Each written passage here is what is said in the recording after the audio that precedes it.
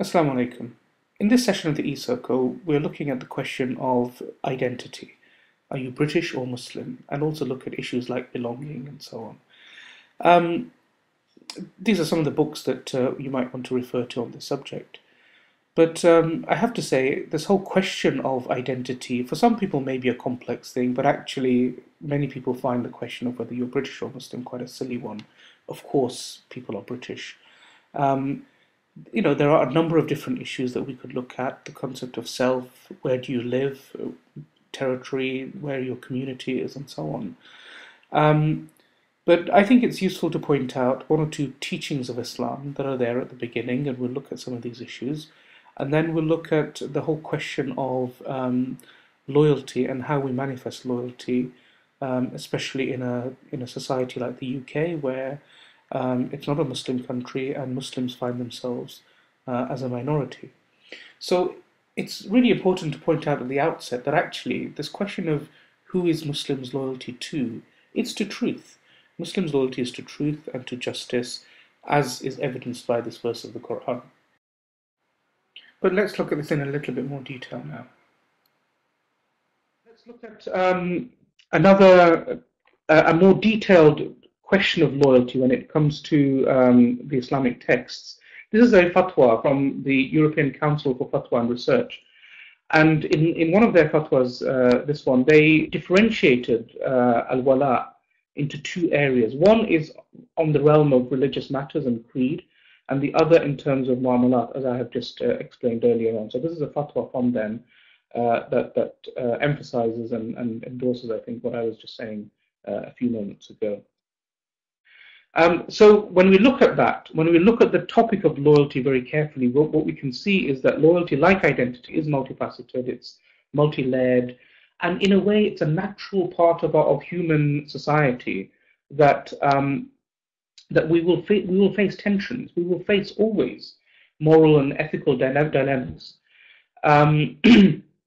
So for example, somebody who has a concern for the environment, or somebody who believes that trade should happen in this sort of way or that sort of way. Everybody has these sorts of tensions that we face, because no society is utopian, no society is ideal. When we live among human beings and we live in real human societies, people will commit injustices, people will make mistakes, and we will have to deal with evil.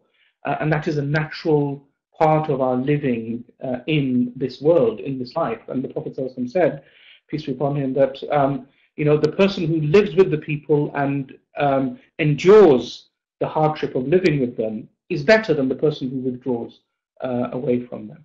So living with people is always an act of constant negotiation. Manifesting that idea of loyalty is always a constant act of negotiation. Right. So often people raise questions when we talk about this subject, such as, well, this country, it's they'd call it this Darul Kufr or Darul Harb. I'll come to these terms and explain what they mean. Or that there's a conflict between Islamic values and British values, or that Britain could go to war with another country or the Muslim country, and that could lead to a conflict of loyalties. People will never be accepted. There's prejudice and discrimination and racism and so on. Can you even display loyalty for a territory? Doesn't Islam discourage you from showing that sort of love? So when we actually look at the Islamic teachings, when we look at the life of the Prophet, peace be upon him, we can see that that actually there's some quite profound and important teachings. So when the Prophet is, we can see the angst of the Prophet when he's leaving Mecca, because Mecca is the place that he grew up in. He's forced to flee. He has to go to Medina. And we can see in his life story the angst that he faces, because he's leaving his his home, his territory, his the place that he loves. And then later, when he's moved to Medina and when he's become accustomed there and he's settled there, on one of the trips back to Medina, he comments looking at the mountains around Medina, and he says, "This mountain loves us, and we love it." So you can see that actually to love your country, to love the territory, to love the place that you live in, is a natural human sentiment. And human beings have fought, over territory and so on. Wrongly so. I don't think Islam endorses that. But this idea that we love and we feel attached to the place that we've grown up in, the place that we feel anchored in, is a very normal and natural phenomenon. And I'm going to look at a fatwa now, which looks at this whole idea of manifestations of loyalty, physical manifestations of loyalty or belonging. So this is a fatwa from again, another member of the European Council for Fatwa and Research, Sheikh Faisal Modawi, who passed away a couple of years ago. And he talks about things like the national anthem, flag, and so on and so forth. So again, there's quite an important statement there. And the other thing to notice that when we look at what the Muslim scholars are saying about this whole subject of citizenship and Muslims living in the nation state, citizenship is seen as a social contract. It's seen as an agreement between the individual, i.e. the person, whoever it is, the citizen, and the state. And Islam recognizes the status of this social contract. So often you'll see Muslim scholars talking about the presence of Muslims in the West or in Europe or in other places as Muslims being obliged by their social contract to live up to their pact of citizenship. And this is a statement of scholars, a broad range of scholars that met, and in this were people like Sheikh Abdullah bin Baya, Hamza Yusuf, Yusuf Qardawi, Mustafa Cheric from Bosnia, and a number of others. And part of a much longer statement, they talked about citizenship and the obligations that Muslims have to observe laws, to observe the legislation of the countries in which they live, and also to demonstrate loyalty and to work towards social justice and even defend their homes, their new homes that they've made against external aggressors. Okay, let's carry on. So I said I'd talk about this idea of Dar al-Harb and Dar al-Islam. They basically mean, the word Dar means home or house, literally. And so these were categorizations, Dar al-Harb meaning the abode of war, Dar al-Islam meaning the abode of Islam, i.e. the Islamic territories. So what you had in the classical definition was the Islamic territory, where Muslims lived in peace and security. And in distinction to that, they defined places that they may have been at war with, places that they may have had treaties with, places that they have had some sort of contact with. So Dar al-Islam was the core where you were as a Muslim in safety and security. And then Dar al-Harb and Dar al-Ahad and many other categories like this. When we look at this carefully, and some people say, well, look, in the West is clearly not Dar al-Islam. The West is at war often. Many countries in the West have many times and many points been at war with Muslim countries. So this is a state of war. This is Dar al-Harb. And therefore, the argument continues that if we are at war, then the position of Muslims here is really as some sort of fifth column that has to operate as though it is in a state of war. Well, actually, when we look at the fifth, and that's why we're addressing this issue in this way, when we look at what the scholars are saying and when we look at the fifth in detail and even the classical references to these areas, actually that's a very, very shallow argument, because this is really about, and this is, first of all, it's important to say that these terms don't come from the Quran or the Sunnah. They are convenient terms that scholars derived for a time when everybody looked at the world in that way. The Roman Empire, the Persian Empire, the Byzantines, the Muslims themselves viewed the world in these very, what Tariq Ramadan calls, binary terms. Okay?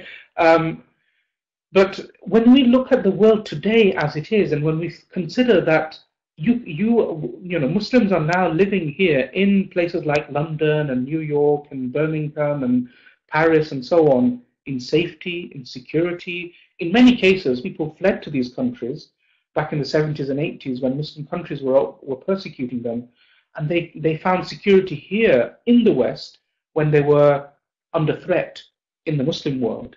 Actually, what that does is it throws all of this up into the air.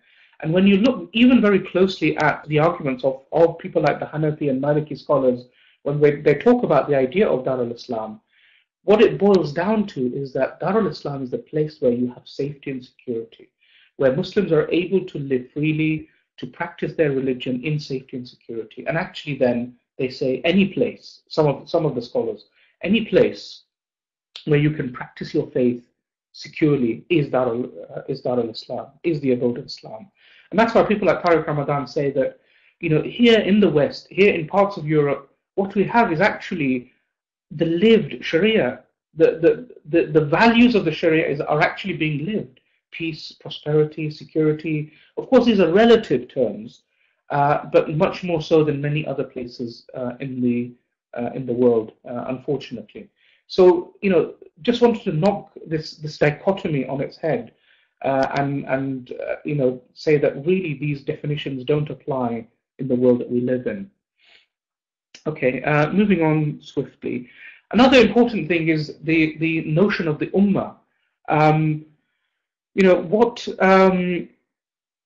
This is one of the questions that Muslims often think about.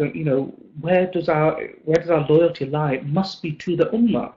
And the ummah is translated as, generally speaking, most people translate it as the fraternity of Muslims across the world. Well, actually, when we look at this carefully, actually that is also a mistranslation. Here is a statement: the Jews of Banu Auf are one ummah with the believers. The Jews have their religion and the Muslims have theirs, and so on, and carries on. Do you know where this statement is from? This is actually from the Charter of Medina. This is the charter that the Prophet, peace be upon him, enacted when he moved to Medina from Mecca. He created a treaty with the various tribes and the Muslims, and essentially some people describe this almost as a sort of a nascent constitution, a primordial constitution. Not really a constitution, but it's a sort of almost like a treaty between various different tribes, just to create peace and harmony and set some rules of operation in motion. But he describes the Jews and the Muslims as as constituting one ummah.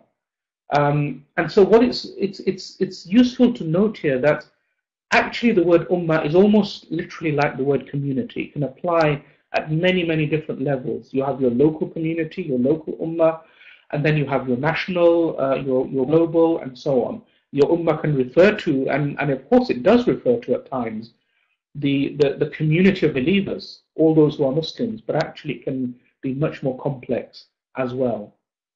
Okay, I'm going to skip one or two things because we are time is running away with us. Okay, so then there's another question about, well,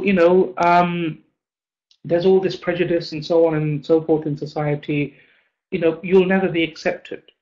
So I think here we really have to think about what are the teachings of Islam and what is it? What are the principles of Islam that we learn a priori, not because we are angry or because we want retaliation or anything like that.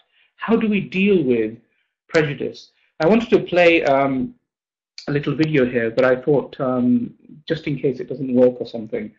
But I wanted to flag up something about X-Men. I don't know if any of you are familiar with the X-Men movies,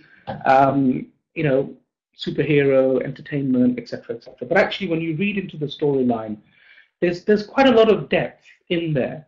Honestly, there is.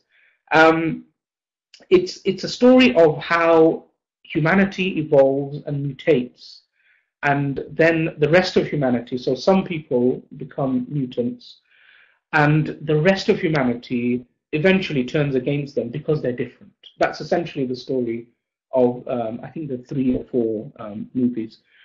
So what you have amongst the X-Men are these two different tendencies. One is the people that are siding with Charles Xavier, who's sort of the moderate, if you like. He wants to create peace between the mutants and the rest of humanity. But then you also have the more angry, the Magneto here on the right, who's full of anger, who wants revenge. He was hard done by when he was younger. His mother was killed, and so on and so forth. And he wants revenge, and he goes through life with this anger, because, and one could say at one level that he has every right to feel that anger, but they adopt two very different approaches. One wants to work with humanity to make it better, but of course at the same time establish rights and justice. The other wants vengeance, wants anger, wants retribution, and adopts a path of violence. And so these two very different approaches show, and you get these tendencies, I suppose, in all movements, in all aspects of society, in many different social movements. You can see this in throughout history. But what does the Quran tell us? What does Islam actually, when we go back to the sources of Islam, what does Islam tell us? Islam tells us, do not let your dislike of somebody or of a people prevent you from being just, because justice is the closest to being pious. The Prophet said once, shall I tell you of something that is better than fasting, prayer, and charity? It is mending discord between people, i.e., making relations between people better. Beware of hatred; it strips you of your religion. So we cannot afford, if we claim to follow these teachings, we cannot afford to be guided by whims, by emotions, by anger, however much that anger may be righteous. But actually, we need to be guided by our principles and by a higher ethical position. And of course, based on that, Muslims will form a whole spectrum of responses to this whole question of identity and loyalty. So on the one hand, you'll find those who, on the left here of the image, those who, say, well, Islam doesn't mean anything to us anymore. It's outdated, it's old, it's outmoded. We don't even believe in God. Nobody else does. So, you dismiss religion altogether. You dismiss Islam altogether. On the other hand, on the other extreme, you'll find those who are so full of anger and vengeance, they're so pious that they want to dismiss society altogether. So society will never accept you. The society will never, allow you to be who you are. They will always oppress you. They will always have a go at you. And you develop a very totally rejectionist theology. Democracy is haram, violence is allowed, etc., etc., etc. So these are two extremes, and I suppose, again, in many different social movements, you will get these extremes developing. You will have, your weird and wacky, slightly idiotic people at both ends of that spectrum. But actually, the middle ground is quite a huge middle ground where most Muslims will be, and in that we'll find all sorts of different, the Sufis and the Tariq Ramadan and the Deobandis and the Salafis and the liberals and the progressives, filling that spectrum, but somewhere along that middle ground. So it's important to I think, identify that there is this wide variety of responses, and I suppose there is a fairly broad area of legitimate middle ground where you can have different views and different opinions on this issue. But of course, there are at the same time these extremes, which I think are very unhelpful. Okay, so that's most of the sort of Islamic teachings and theology and stuff out of the way. Let's have a quick look at, what do we mean by this whole notion of Britishness anyway? Coming up to another poll, so you can interject again. I'm just waiting for it to load. Okay, so when we talk about Britishness, and we often think of these sorts of iconic images of what it means to be British. On the left, you have there. Anybody who know who that is on the top left? That's St. George, fish and chips, obviously. Christianity, royal family, tea. Okay, and somebody saying warm beer and cricket, and so on and so forth. Okay. So we've got a very mixed response there. So most people, 57% saying royal family, 21% saying fish and chips, St. George 9%, tea 20%. Nobody said Christianity. Wow. Okay. 50% have said the royal family. Okay, that's good. So let me move on. And right, okay. Well, actually, when we look at these carefully, and somebody's just said there, the royal family is German. Okay, and very rightly so. St. George represents England. I don't worry, I did get that. So when we look at all of these symbols of Englishness or Britishness, actually they're all foreign. They're all foreign. Tea comes from the Far East. Christianity comes from the Middle East. The royal family come from across Europe. Fish and chips come from different parts. So I think it's a mixture of Irish, Italian, Jewish sort of cuisine. And St. George, as just had St. George's Day recently, I think many of you would remember. The legend of St. George comes from sort of Middle Eastern region, Turkish region, that sort of area.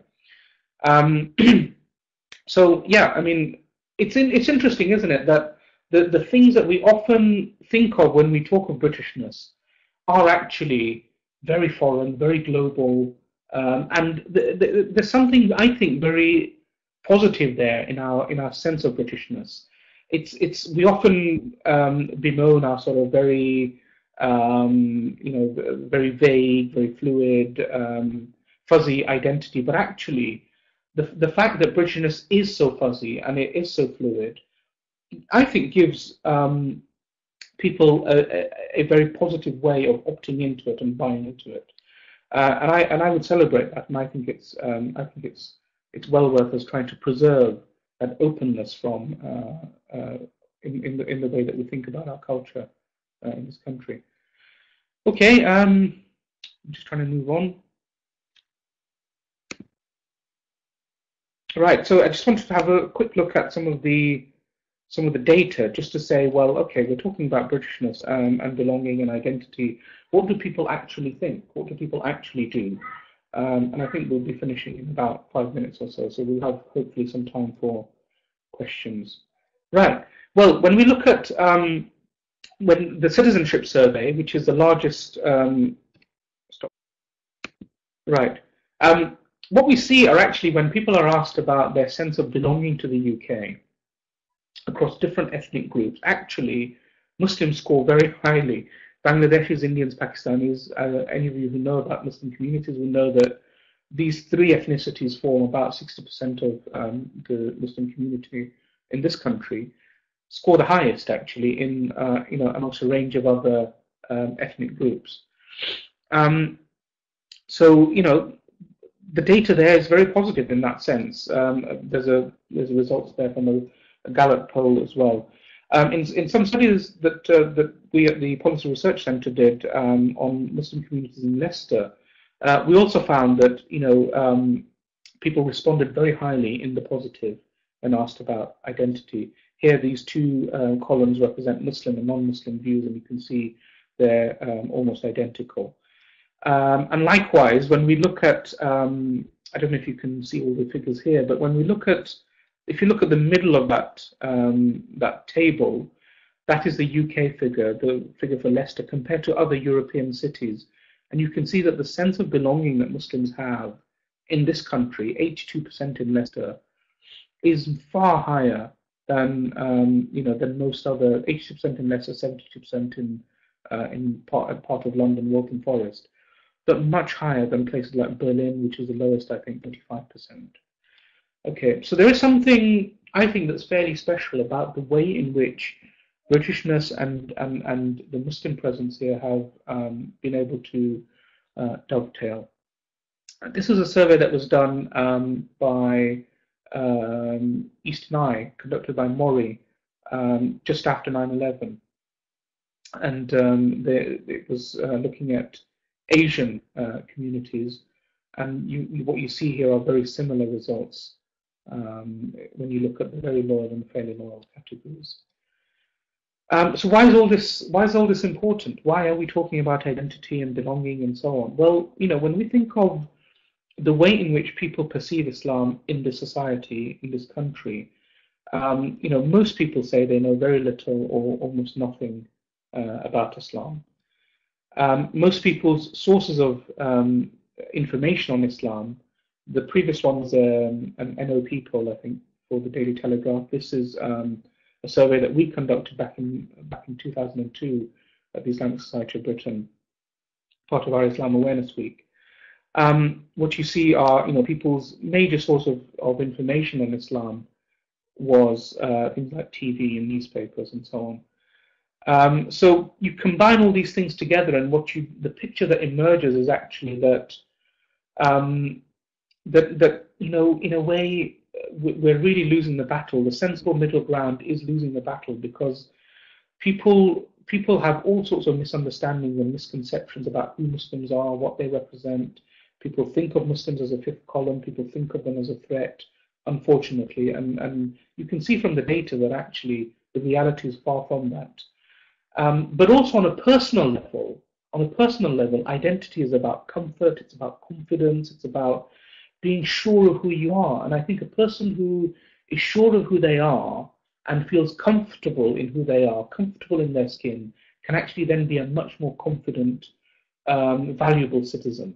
Somebody who's in doubt and somebody who doesn't quite know whether they can do this or that, or they should behave like this or that, and has all these niggling doubts in the back of their minds, that sort of person is a sort of person who's not going to be, is going to feel insecure in society. And therefore, I think for that reason alone, identity is very, very important. But also, I think it's important to point out that what is it that Islam is all about? Islam wants us to live together with other people. Islam wants human beings to live together with each other in peace and prosperity. That is essentially the message of Islam. And if that is the message of Islam, if that is what Islam is all about social cohesion, about people getting along together, I said at the beginning that, you have these three realms. You have the aqidah, the beliefs, you have the worship, the ibadat, and you have this vast area of the mu'amalat, the way in which people live together. That's what it's really about in terms of the bulk. The other two, in a way, almost shape the third area, the third arena. That is what it's all about. How do people live together? Whether people live in happiness, or whether they demonstrate, whether they find peace in their life together. And that's why Islam is the way of peace. So, it really goes to the core of what it is that Islam is all about, and what it is, what our role is all about as Muslims. And as the Islamic Society of Britain, the organisation that's bringing you this event today, we've always held these values right at the core of our identity as an organisation. We are the Islamic Society of Britain, and we've always been, from the 90s when we were established, very proud that we are an organisation that is of this country, that is for this country, and that focuses on this country and the people of this country without apology. So, these are the reasons why I think this sort of topic is important and why we need to keep talking about it. I mean, most people who have joined us today don't really have an issue with a lot of the points that we've discussed. But I'm hoping that we did, touch on some things that would have given you an added, perhaps, depth or an added dimension to the knowledge that you already have. As we've got a couple of minutes to spare before we go into questions, I just wanted to show you some really, what I find these images really fascinating when we think of some of the, this one is about very early history, and it shows the contact points between Britain. This is a coin. These are coins minted by Offa, King of Mercia, who, as you can see, was an 8th century king. So this is only about 150 years or so after the advent of Islam. But you can see there clearly, although they're incorrect, but they're clearly inspired by Arabic. The inscriptions there. And what this shows, some people say that Offa may have accepted Islam. I'm not sure about that, but what it does show is that there was contact between Britain and the Muslim world, and it's probably, you know, because of trade. It's probably that you know, that Britain was trading with, I don't know, Spain or North Africa, or perhaps even the Middle East. But what we did have in towards the end of the 19th century and the early 20th century were two quite important communities that were established. One in Woking, one in Liverpool. And here are some pictures from both of those places. And in a way, it really shows how a very early community was establishing a very British Muslim presence. This is actually the first Muslim member of the House of Lords, Lord Headley Farouk, along with Khaja Kamaluddin, who was quite important in the running and the founding of the Woking Mosque. The Woking Mosque was set up in 1888, I think, or 89. This is Abdullah Yusuf Ali. Many of you would have, he was also a part of that community for a short time. He was here as a civil servant from India. Many of you would have read his translation of the Quran. Yeah, so this is Abdullah Yusuf Ali. This is one of the early journals that community produced from 1913, and actually we have there are full archives of this journal and another journal produced in Liverpool as well. Here is a congregation at the farewell of one of the imams. You can see how English that congregation looks, and that you know, that is a group of Muslim families. Here is an early family that converted to Islam. I'm going to speed through these, I'm afraid. Here's another translator of the Quran, Mahmudi Pictol. Again, he was part of that community slightly later than Yusuf Ali, I think. And there's Quilliam, who was Abdullah Quilliam, who was named Sheikh al-Islam by the Ottoman Caliphate. And he was in Liverpool, the others were in Woking. He established quite a vibrant, dynamic community in Liverpool. And that's the journal that he set up, Islamic World. So what I'd like to do is finish with the poll again. I'd anticipated more people saying no at the outset, but you know, if we can maybe just answer both of these questions very quickly. Do you see yourself as British and Muslim? And also, it'd be useful to know, I mean, there is a more detailed survey that we'll do of each of these sessions so that we get your feedback. And there's, I think the links and so on will be put up. But it'll be useful to know, you know, did you learn anything new? Was the session useful to you as well? So here we have 90% people saying yes, British and Muslim. I think 8% saying no. Okay, it's really encouraging, really positive. We have a few minutes for questions as well, if you have anything in mind.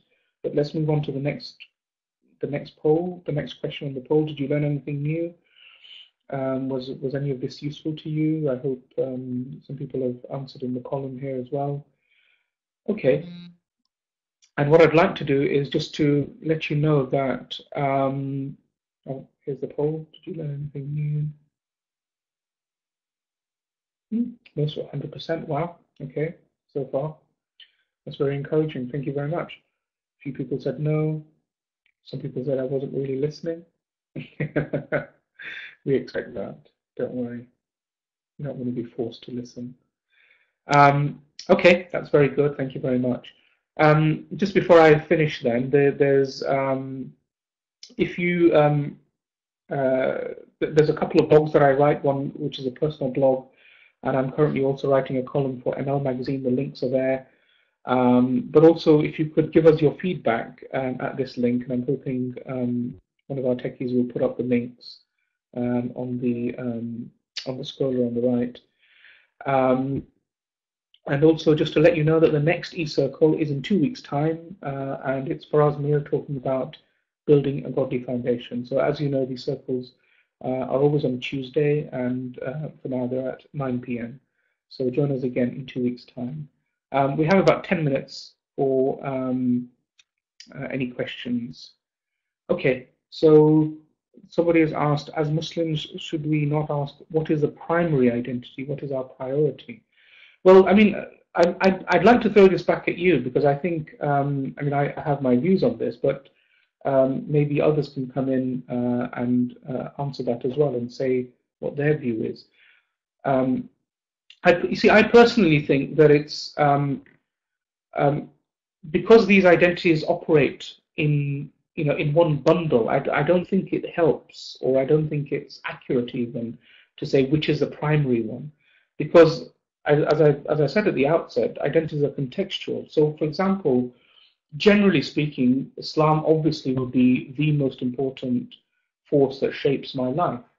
But if you think of your many different types of identities, your identity is asserted in different ways at different times. So, as Tariq Ramadan says, when you're at the dinner table, the fact that you may be a vegetarian or not becomes a more important thing than whether what sort of poetry you like. When you're studying or when you're reading poetry, whether you're vegetarian or not doesn't matter so much. It's the type of poetry, the type of art and literature that you like. So identity is contextual, depending on whether you're watching television or whether you're relaxing with your family, whether you're out watching a football match. Different facets of your identity will be manifested at different times. Our human complexity, even religion cannot be contained, cannot be, the one thing that defines the whole of our humanity, because our humanity is far more complex than that. And of course, that's not to undermine how important our relationship with God is. That it is perhaps, yes, if push comes to shove, it is perhaps the most important thing that defines us. But the reason why I'm emphasizing this is it's easy to say that's the only thing. And I think it's important for us to acknowledge that's not the only thing in our lives. Our lives are very complex. And in a way, I would say that a healthy belief in God actually then encapsulates and incorporates all those other things as well that we may have in our lives. Okay, any other questions? Or have I managed to put everybody to sleep? There's somebody else here. As Muslims, should we join the British Army and defend Britain against foreign aggression, even if it be from Muslim countries? Okay, that's a very good question. And that's one of the questions, actually, it's one of the fatwas that I sort of skipped over.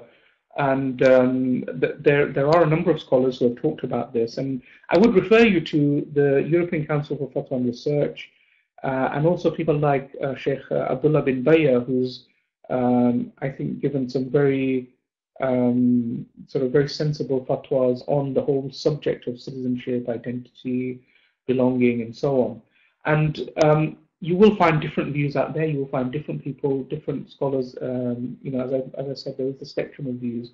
But the thing that the sort of the opinion that makes sense to me, and I'm convinced by, is that if we consider that our loyalty is not really, our loyalty has to transcend, in a way, nationality, ethnicity, and even religion, because we do not blindly support a Muslim, whether they are right or wrong. That's why I was emphasizing that verse around about justice.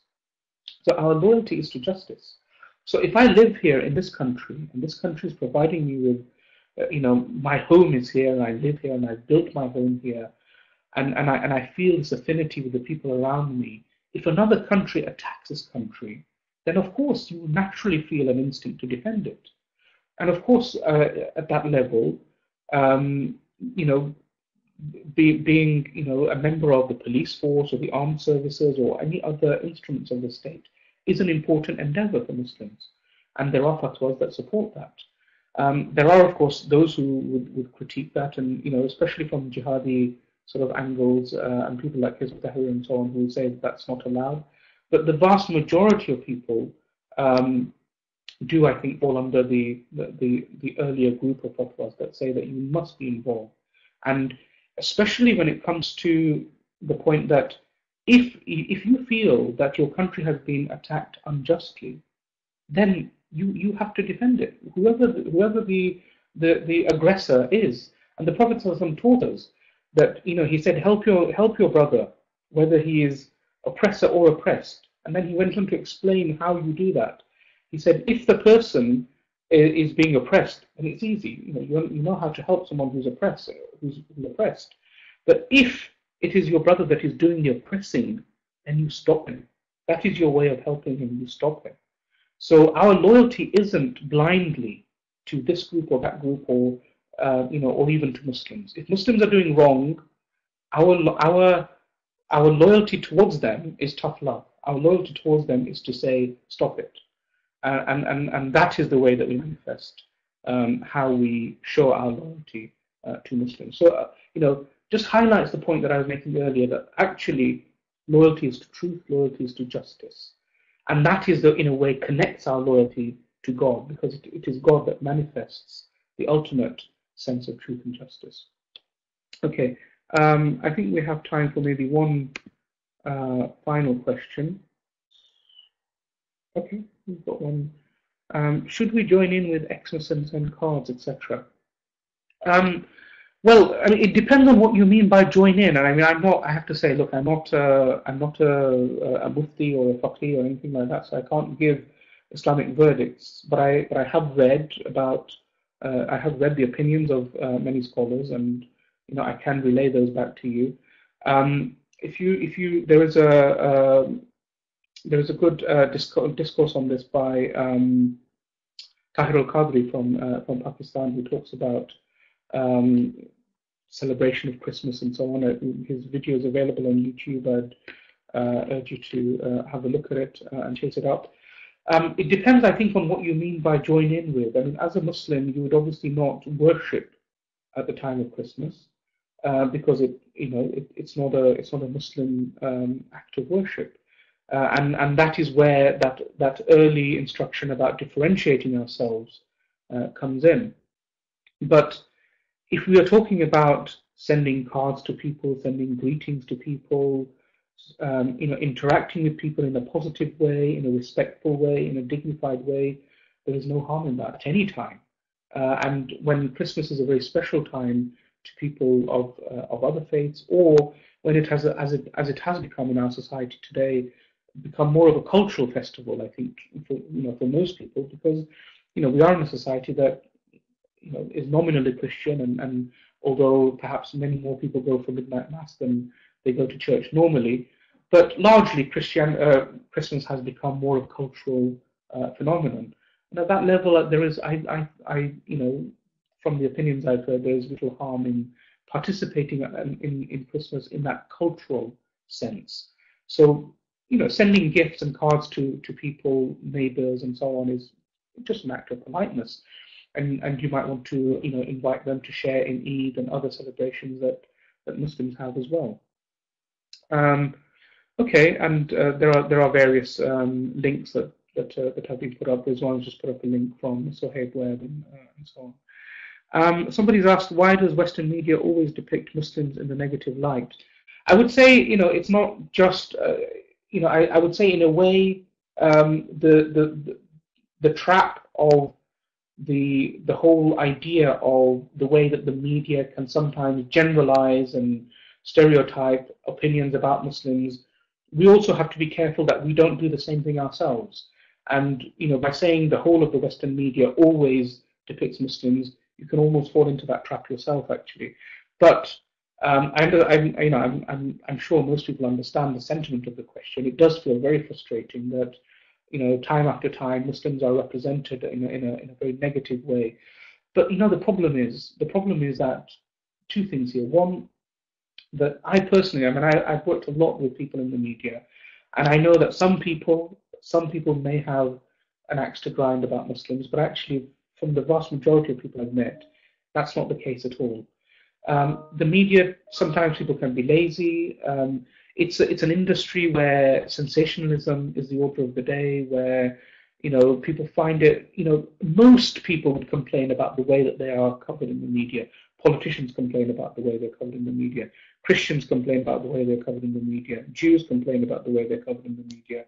Vegetarians complain about the way they're covered in the media, etc., etc., etc. Everyone complains because the nature of the media is that it reports stories that are sensational, stories that are negative. The media doesn't report stories that are positive almost by its raison d'etre, which is to report news. And if all we saw coming out of our TV screens were so and so has been nice to so and so has been good to so and so, we'd switch off. And ultimately, there's this dialectic between the way that we consume news and the way that the news reports to us. But having said that, yes, coverage of Islam could be much better, should be much better, needs to be much better, but it will only be better once we get more involved, more engaged, and interact more with the media. And I think the last question, as we've run out of time, is it Allah or do we define it by our desires? Well, no, we don't define it by our desires, okay? But justice, in a way, is almost instinctive. Allah defines justice, of course, and when we read the Quran, when we look at the Quran, when we look at the Hadith, what we'll find are many hints and many advices around what constitutes justice. But actually, justice is something that is, because Allah has created human beings with a sense of fitrah, with a sense of what is right and what is wrong. We don't believe as Muslims that human beings are corrupted or human beings are fallen or anything like that, but actually that God created us in a very pure state, a state of nature, a state of connection with the universe around us. So we actually know, we instinctively know what is good for us and what is right and what is wrong.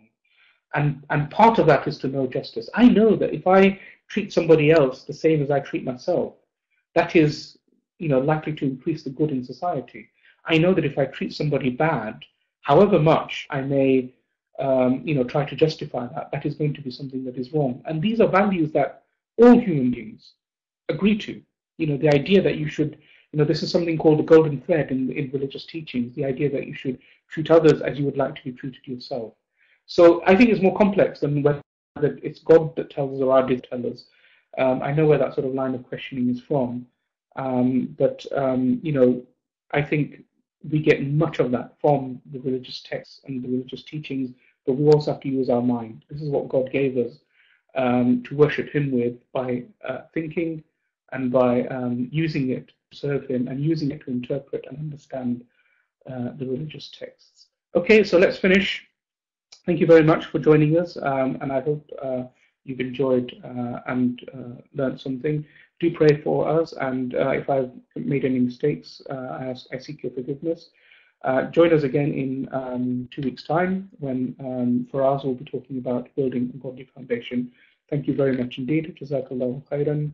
أقول قولي هذا وأستغفر الله لي ولكم. السلام عليكم.